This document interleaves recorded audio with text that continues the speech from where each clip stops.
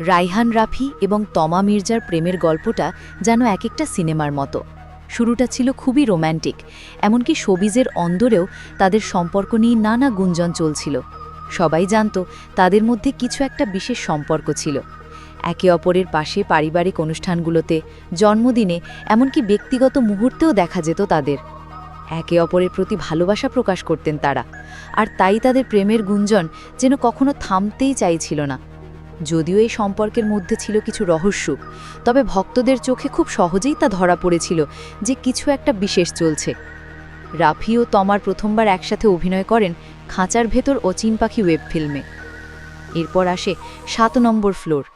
সেখান থেকেই নাকি দুজনের প্রেম শুরু হয়। তবে সম্পর্কের কিছুটা অন্ধকার দিকও ছিল। একসময় গুঞ্জান উঠেছিল যে তারা আর একসাথে নেই। রাফি এমনকি এক সাক্ষাৎকারে বলেন, আমাদের সম্পর্ক শুধুই বন্ধুত্ব।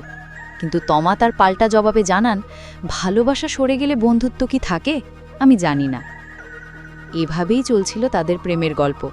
কিন্তু হঠাৎ করে সময় পাল্টাতে শুরু করে। ২৫ সালের শুরুতেই যখন সম্পর্ক একেবারে তলানিতে চলে গিয়েছিল, তখন আবার নতুন করে বন্ধুত্বের আভাস পাওয়া যায়। রাফির জন্মদিনে তমা তাকে সারপ্রাইজ দেন এবং তার বাড়িতেই কেক কাটেন। তারপর থেকে প্রায় সব আয়োজনে তাদের একসঙ্গে দেখা যেত, এমনকি গোপনে বিয়ের গুঞ্জনও শোনা যায়।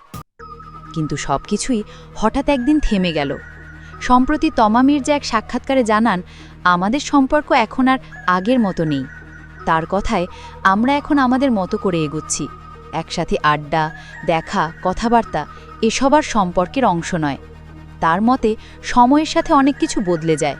প্রেম, বন্ধুত্ব, বিয়ে এগুলো সবই সময়ের সাথে ভিন্ন হয়ে যায়। আজকাল রাফি আর তমা একে অপরকে সঙ্গী দিতে দেখা যায় না। তাদের সম্পর্ক সেই আগের মতো নেই। তাদের ভালোবাসার বন্ধুত্ব এখন শুধুই অতীতের স্মৃতি হয়ে দাঁড়িয়েছে।